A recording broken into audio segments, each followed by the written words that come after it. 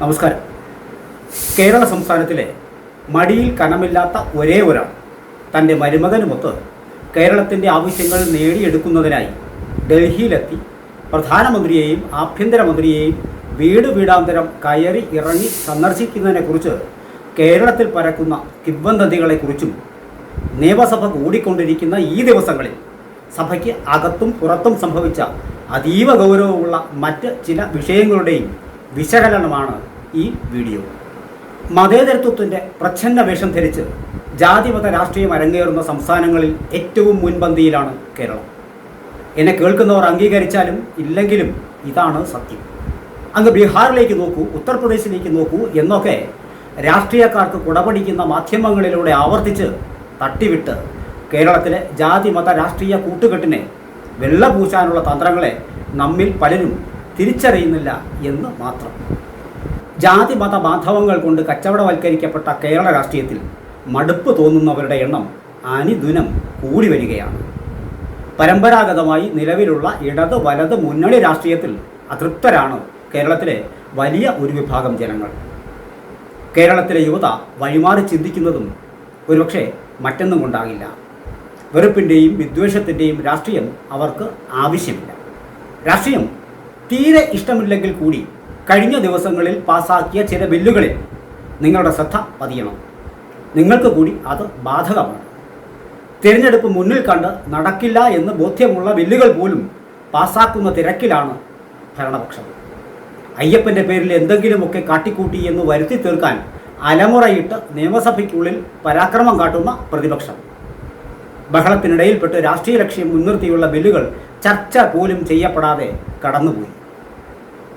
പൊതുനിരത്തിൽ ഫ്ലക്സുകൾ വയ്ക്കുന്നതുമായി ബന്ധപ്പെട്ട ഹൈക്കോടതി നിരോധനത്തെ മറികടക്കാനുള്ള ഒരു ബില്ലും കൂട്ടത്തിലുണ്ട്. സാധാരണയിലും അധികം ട്രാഫിക് തടസ്സം നേരിടുന്ന നമ്മുടെ റോഡുകളിൽ കാഴ്ചയെ മറയ്ക്കുന്ന ഫ്ലക്സുകൾ കൂടി വച്ചാൽ പിന്നെ അപകടങ്ങളുടെ എണ്ണം ക്രമാതീതമായി ഉയരും. അതാണല്ലോ ഇപ്പോൾ സംഭവിച്ചുകൊണ്ടിരിക്കുന്നത്. അതിനിടയിലാണ് പൊതുനിരത്തിൽ ഫ്ലക്സുകൾ വെക്കാൻ പഴുതുണ്ടാക്കിക്കൊണ്ടുള്ള ഒരു ബില്ല് പാസ്സായി എന്ന വാർത്ത പത്രമാധ്യമങ്ങളിലൂടെ അറിയുന്നത്.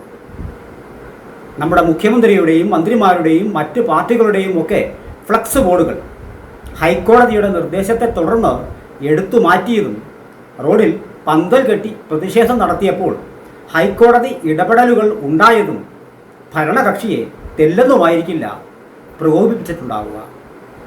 പ്രതിപക്ഷ പാർട്ടികളും ഇതിനെ ഒരു വളക്കൂറായി മാറ്റും. അവർക്കും നാളെ ഇതൊക്കെ ആകാമല്ലോ എന്ന ചിന്തയിൽ പ്രതിപക്ഷ പ്രതിഷേധവും ചുരുക്കുന്നു. കഷ്ടപ്പെടുന്നതാകട്ടെ സാധാരണക്കാരൻ.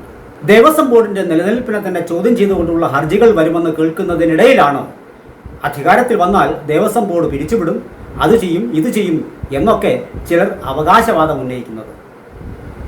ഇതിനിടയിലാണ് മുസ്ലിം ലീഗിൻ്റെ KM ഷാജിയുടേതായി ഒരു പ്രസംഗം വൈറലായി പൊതുസമൂഹ മാധ്യമങ്ങളിൽ ഇടം പിടിച്ചുകൊണ്ടിരിക്കുന്നത്. ഏതാണ്ട് 10 വർഷത്തോളം ആകുന്നു മുസ്ലിം ലീഗും UDF-ഉം ഭരണം കൈയാളിയിട്ട്. ഈ 10 വർഷക്കാലം നഷ്ടപ്പെട്ടതൊക്കെ തിരിച്ചു പിടിക്കാൻ അടുത്ത ടൈമെങ്കിലും ഭരണത്തിലെത്തിയേ മതിയാവൂ എന്ന തരത്തിലുള്ള ഒരു പ്രസംഗമാണ് ഷാജിയുടേതായി പുറത്തു വന്നുകൊണ്ടിരിക്കുന്നത്. ആ പ്രസംഗം ശരിയെങ്കിൽ മതവും രാഷ്ട്രീയവും തമ്മിലുള്ള ബന്ധത്തിന് ഇതിൽ പരം ഒരു തെളിവ് വേണോ? നമ്മുടെ സ്വന്തം വെള്ളാപ്പള്ളി മലപ്പുറത്തെക്കുറിച്ച് ചില പരാമർശങ്ങൾ നടത്തിയപ്പോൾ എന്തൊക്കെ പൊല്ലാപ്പുകളാണ് കേരളത്തിലുണ്ടായത്. മറ്റൊരു നേതാവും കാട്ടാത്ത ആർജവത്തോടെ അദ്ദേഹം തൻ്റെ നിലപാടിൽ ഉറച്ചു നിൽക്കുക കൂടി ചെയ്തപ്പോൾ പലരും അത്ഭുതം കൂറുന്ന കണ്ണുകളോടെയാണ് വെള്ളാപ്പള്ളിയുടെ പ്രസ്താവനയെ കണ്ടത്.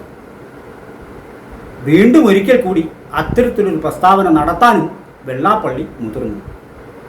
അന്ന് അദ്ദേഹം പറഞ്ഞ കാര്യങ്ങൾ ശരിയാണ് എന്ന് ചിന്തിപ്പിക്കുന്ന തരത്തിലെ പ്രസംഗമാണ് ഇപ്പോൾ KM ഷാജിയുടേതായി പ്രചരിച്ചുകൊണ്ടിരിക്കുന്നത്. അന്ന് വെള്ളാപ്പള്ളിയെ കുറ്റം പറഞ്ഞവർ ഇന്ന് മാളത്തിലും. ഹിന്ദു എന്ന് അറിയാതെയെങ്കിലും പറഞ്ഞു പോയാൽ വർഗീയം വർഗീയം എന്ന് വിളിച്ചു കൂകുന്നവരുടെ നാട്ടിലാണ് ഇതൊക്കെ സംഭവിക്കുന്നത് എന്നോർക്കണം. ഇതിനിടയിലാണ് നിയമസഭാ സമ്മേളനത്തിനിടെ മുഖ്യമന്ത്രിയും പൊതുമരാമത്ത് മന്ത്രിയുമായ മരുമകൻ റിയാസും കൂടി ഡൽഹിയിലേക്ക് വച്ചുവിട്ടത്.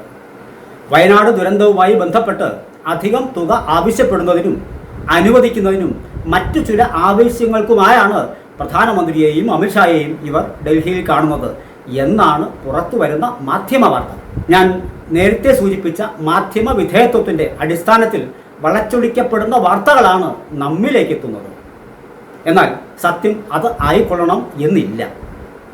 BJPക്ക് ഏതാനും സീറ്റുകൾക്കുള്ള വഴി ഒരുക്കി കൊടുത്തുകൊണ്ട് മൂന്നാം തവണയും ഭരണം പിടിക്കുക എന്ന ലക്ഷ്യമാണ് മുഖ്യമന്ത്രിക്കും CPMനും ഉള്ളത് എന്നാണ് സാധാരണക്കാരുടെ പോലും അടക്കം പറച്ചിൽ. കോൺഗ്രസിനെ തോൽപ്പിക്കാൻ ഏത് ചെകുത്താനുമായും കൂട്ടുകൂടും എന്ന CPM നയത്തിൻ്റെ മറ്റൊരു വേർഷനാണ് BJPയുടെ കോൺഗ്രസ് മുക്ത ഭാരത്. ഒരേ നിലപാടുള്ളവർ തമ്മിൽ യോജിക്കുന്നതിൽ എന്താണ് തെറ്റ്? കേരളത്തിൻ്റെ സവിശേഷ സാഹചര്യത്തിൽ ഈ ബാന്ധവം പുറത്ത് അറിയാതിരുന്നാൽ പോരെ? അതിനുള്ള സാഹചര്യം ഒരുക്കുന്ന തിരക്കിലാണ് കേരളത്തിലെ മാധ്യമങ്ങൾ. നിയമസഭ കൂടിക്കൊണ്ടിരിക്കുന്ന വേളയിൽ അതിൽ നിന്ന് ഒക്കെ ഒഴിഞ്ഞ് നമ്മുടെ മുഖ്യമന്ത്രി പിണറായി വിജയൻ, നരേന്ദ്രമോദി, അമിത്ഷാ, ഗഡ്കരി, നിർമ്മല സീതാരാമൻ, നഡ്ഡ എന്നിവരുമായി ചർച്ച നടത്തിയതിന് പിന്നിലെ കാരണങ്ങൾ സ്വാഭാവികമായും ജനം ചർച്ച ചെയ്യും. രാഷ്ട്രീയ വിരോധത്തിൻ്റെ പേരിൽ രാജ്യം ഭരിക്കുന്നവരുമായി അകന്നു നിൽക്കാൻ സംസ്ഥാനങ്ങൾക്ക് കഴിയില്ല. എന്നാൽ അതിരുവിട്ട സൗഹൃദങ്ങൾ എന്ന് തോന്നും വിധമുള്ള സംശയങ്ങൾക്ക് വഴിവെക്കുന്നതാണ് മുഖ്യമന്ത്രിയുടെ ഇപ്പോഴത്തെ ഡൽഹി സന്ദർശനം. CPM BJPയോട് ചേർന്ന് നിന്നാൽ കുഴപ്പമില്ല, മറ്റുള്ളവർ ചേർന്ന് നിന്നാൽ ചാണകം ചവിട്ടികൾ. അതെങ്ങനെ ശരിയാവും? ദീർഘനാളത്തെ രാഷ്ട്രീയ പരിചയമുള്ള മുഖ്യമന്ത്രി പിണറായി വിജയൻ്റെ രാഷ്ട്രീയ തന്ത്രങ്ങൾ അദ്ദേഹത്തിൻ്റെ ഉയർച്ച ലക്ഷ്യം വച്ചുള്ളത് തന്നെയാണ്. അതിൻ്റെ പ്രയോജനം CPM എന്ന പാർട്ടിക്കും കൂടി ലഭിക്കുന്നു എന്നു മാത്രം. ഡൽഹിയിൽ അദ്ദേഹം നടത്തിയ കൂടിക്കാഴ്ചകൾ വരുംകാല രാഷ്ട്രീയ നീക്കങ്ങൾ ലക്ഷ്യമിട്ടല്ല എന്ന് ആരെങ്കിലും ചിന്തിച്ചാൽ അവർക്ക് തെറ്റി. കേന്ദ്ര ആഭ്യന്തരമന്ത്രിയിൽ നിന്ന് ഒരു പദ്ധതിയും കേരളത്തിലെ ജനങ്ങൾക്ക് ലഭിക്കാനില്ല എന്നതുകൊണ്ട് മാത്രമാണ് ആഭ്യന്തരമന്ത്രി അമിത്ഷായുമായുള്ള വസതിയിലെത്തിയുള്ള പിണറായിയുടെ കൂടിക്കാഴ്ച മറ്റെന്തോ ലക്ഷ്യമിട്ടുള്ളതാണ് എന്ന് വ്യാഖ്യാനിക്കപ്പെടുന്നത്. സത്യത്തോട് കൂടുതൽ നീതി പുലർത്തുന്നതും ആ വ്യാഖ്യാനം. അടിയന്തരാവസ്ഥക്കാലത്തും പിന്നീട് ഇങ്ങോട്ട് 2014-ലും 2019-ലും രാജ്യമെമ്പാടും കോൺഗ്രസ് തോറ്റു തുന്നം പാടിയപ്പോൾ താങ്ങും തണലും പകരുന്ന ഒരു തുരുത്തായി മാറിയ ഇടമാണ് കേരളം, അല്ലെങ്കിൽ കേരളത്തിലെ കോൺഗ്രസ്. അതുകൊണ്ട് തന്നെ കേരളത്തിൽ കോൺഗ്രസിനെ നിഷ്കാസനം ചെയ്യാനായാൽ അത് BJP കേന്ദ്ര നേതൃത്വത്തിന് എക്കാലത്തെയും വലിയ നേട്ടമാകും. സ്വയരക്ഷ തേടി മുന്നിലെത്തുന്ന CPM നേതാക്കളോട് ഒരുപക്ഷെ BJP കേന്ദ്ര നേതൃത്വത്തിന് വയ്ക്കാനുള്ള ഡിമാൻഡ് കോൺഗ്രസ് മുക്ത ഭാരതത്തിന് അനുകൂലമായ സാഹചര്യം ഒരുക്കുക എന്നതായിക്കൂടാ എന്നുണ്ടോ? നിങ്ങൾ ചിന്തിക്കും. കോൺഗ്രസിനോട് ഭാരതീയരിൽ പലർക്കും, വിശേഷിച്ച് കേരളീയർക്ക്, ചെറുതല്ലാത്ത ഒരു മമതയാണുള്ളത്. പുനർജീവിക്കാനുള്ള കഴിവ് ചരിത്രപരമായി കോൺഗ്രസിനുണ്ട്, വിശേഷിച്ചും കേരളത്തിൽ. അതുകൂടി അവസാനിച്ചാൽ മാത്രമേ കോൺഗ്രസ് മുക്ത ഭാരതം എന്ന BJP സ്വപ്നം സഫലമാകാനിടയുള്ളൂ. ചില മന്ത്രിമാരെ കാണുമ്പോൾ മരുമോനെയോ ചീഫ് സെക്രട്ടറിയോ മറ്റു മന്ത്രിമാരെയോ പോലും കൂട്ടാതെയാണ് മുഖ്യമന്ത്രി പിണറായി വിജയൻ മുതിർന്ന BJP നേതാക്കളുമായുള്ള സംസാരത്തിന് മുതിർന്നത്. അതാണ് പിണറായി വിജയൻ എന്ന നേതാവിനെ വ്യത്യസ്തനാക്കുന്നത്. അത്തരം കൂടിക്കാഴ്ചയിൽ എന്തൊക്കെ ചർച്ച ചെയ്തു എന്ന് പുറത്തറിയാതിരിക്കാൻ അങ്ങനെ തന്നെ ആകുന്നതാണ് നല്ലതും. BJP അധ്യക്ഷൻ കൂടിയായിരുന്ന കേന്ദ്ര ആരോഗ്യമന്ത്രിയെ കാണുമ്പോൾ സംസ്ഥാന ആരോഗ്യമന്ത്രി ഇല്ലാതിരുന്നത് തന്നെ ഏറ്റവും നല്ല ഉദാഹരണം. BJP കേന്ദ്ര നേതൃത്വത്തിൻ്റെ ആഗ്രഹങ്ങൾക്കനുസരിച്ച് വഴങ്ങിക്കൊടുക്കുന്നതിൽ പിണറായിക്ക് ലാഭം പലതുണ്ട് താനും. കേന്ദ്ര സഹായമില്ലാതെ സംസ്ഥാനങ്ങളുടെ വികസന സ്വപ്നങ്ങൾ പൂർണ്ണമായി കൊള്ളണം എന്നില്ല. അതിന് ചില സഹായം, അത് പിണറായിക്ക് മൈലേജ് കിട്ടുന്നതാണെങ്കിൽ കൂടി BJP കേന്ദ്ര നേതൃത്വം വഴങ്ങിയാൽ ഇരു കൂട്ടർക്കും ലാഭകരമാകാനിടയുള്ള കച്ചവടമാകുമത്. കോൺഗ്രസിനെയും മുസ്ലിം ലീഗ് ഉൾപ്പെടുന്ന UDFനെയും അധികാരത്തിൽ നിന്ന് മറ്റൊരു 5 വർഷം കൂടി മാറ്റി നിർത്തിയാൽ BJPക്ക് ഉണ്ടാകുന്ന ഗുണം മാത്രമാകണം BJP കേന്ദ്ര നേതൃത്വത്തിൻ്റെ ലക്ഷ്യം. അതിന് പിണറായി വിജയൻ എന്ന കമ്മ്യൂണിസ്റ്റുകാരൻ ഒരു ഉപകരണം മാത്രം. ഇക്കണ്ട നേട്ടങ്ങളൊക്കെ പിണറായി വിജയൻ എന്ന കമ്മ്യൂണിസ്റ്റുകാരൻ്റെ അമാനുഷികമായ കഴിവുകളാണ് എന്ന് തെറ്റിദ്ധരിക്കുന്നവർക്ക് തെറ്റുപറ്റി. പ്രായോഗിക രാഷ്ട്രീയത്തെ അതിൻ്റെ എല്ലാ അർത്ഥത്തിലും ഉപയോഗിക്കുന്നവനാണ് പിണറായി വിജയൻ. പാർട്ടി സെക്രട്ടറി ആയിരുന്നപ്പോഴും ശേഷം മുഖ്യമന്ത്രി പദത്തിലായിരുന്നപ്പോഴും വയസ്സ് ഇളവ് അദ്ദേഹത്തിന് മാത്രം ലഭിച്ചപ്പോഴും പുതുമുഖങ്ങളെ പരീക്ഷിച്ചുള്ള 2ാം ടൈം ഭരണത്തിലും ഒക്കെ കണ്ടത് ഒരു പിണറായി വിജയൻ ടച്ചാണ്. ഡൽഹി മുഖ്യമന്ത്രിയായിരുന്ന കേജ്രിവാളും ജാർഖണ്ഡിലെ മുഖ്യമന്ത്രിയായിരുന്ന ഹേമന്ത് സോറനും ഒക്കെ BJPയുടെ അപ്രീതിക്ക് പാത്രമായി അഴിയെണ്ണിയിട്ടും സ്വർണ്ണക്കടത്ത്, ലാവലിൻ കേസുകളിൽ ഒരു തവണ പോലും പിണറായി വിജയൻ എന്ന മുഖ്യമന്ത്രിയുടെ രോമത്തെപ്പോലും തൊടാനാകാത്തതെന്തേ? കഴിഞ്ഞ തിരഞ്ഞെടുപ്പ് കാലങ്ങളിൽ വലിയ ചില ബോംബുകൾ പൊട്ടും എന്ന BJP പ്രഖ്യാപനം പാഴ്വാക്കായില്ലേ? BJP കേന്ദ്ര നേതൃത്വത്തിന് നൽകിയിരുന്ന വാക്കുകൾ ശബരിമല അയ്യപ്പ സംഗമം പാളിയതോടെ ഒരുപക്ഷെ നടപ്പാവില്ല എന്ന തോന്നൽ പെട്ടെന്ന് മനസ്സിൽ ഉദിച്ചത് കൊണ്ടാണോ ഇനി കേരള മുഖ്യൻ നിയമസഭാ സമ്മേളനത്തിനിടയിൽ കേന്ദ്ര നേതൃത്വത്തെ കണ്ട് പുതിയ സാഹചര്യങ്ങൾ വ്യക്തമാക്കിയത് എന്നും സംസാരമുണ്ട്. അങ്ങനെ ആകാനാണ് കൂടുതൽ സാധ്യത. പറഞ്ഞു പറ്റിച്ചു എന്ന പേരുദോഷം വന്നാൽ അത് തനിക്ക് ഉണ്ടാക്കാനിടയുള്ള വിപത്ത് പിണറായി വിജയന് നന്നായിട്ടറിയാം. പുതിയ വഴികൾ തേടണമല്ലോ. 2026 നിയമസഭാ തെരഞ്ഞെടുപ്പിൽ മുസ്ലിം ലീഗ് ഉൾപ്പെടുന്ന കോൺഗ്രസ് മുന്നണിയായ UDF ഭരണത്തിലെത്തുന്നത് BJPക്ക് ഗുണകരമല്ല.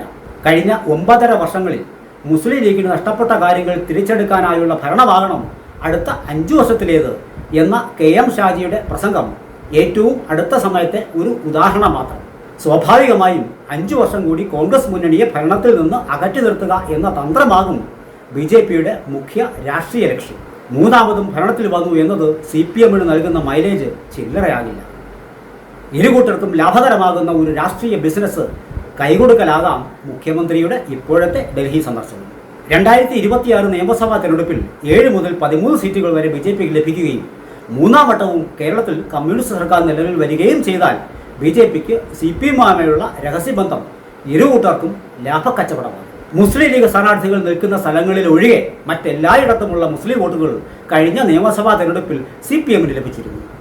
കൂടാതെ പുതുതായി ഇടതു മുന്നണിയിൽ വന്നെത്തിയ ജോസ് കെ മാണിയുടെ പേരിൽ കുറച്ച് ക്രിസ്തീയ വോട്ടുകളും ഇടതുപക്ഷത്തിന് ലഭിച്ചിരുന്നു. അതൊക്കെ ഇപ്രാവശ്യം ലഭിക്കാനിടയില്ല. കൂട്ടത്തിൽ CPM നിന്ന് അകന്നു പോകുന്ന ഈഴവ നായർ വോട്ടുകൾ, പിണറായിക്ക് അനുകൂലമായ നിലപാടെടുത്ത സുകുമാരൻ നായർക്കെതിരെയുള്ള വോട്ടുകളും ഇക്കുറി ഇടതുപക്ഷത്തിന് ലഭിച്ചേക്കില്ല. ഈ സാഹചര്യങ്ങൾ മറികടക്കാനുള്ള രാഷ്ട്രീയ തന്ത്രങ്ങളും മടിയിൽ തിരികെയാകണം മടിയിൽ കനമില്ലാത്ത പിണറായി വിജയന്റെ ഡൽഹി സന്ദർശനം.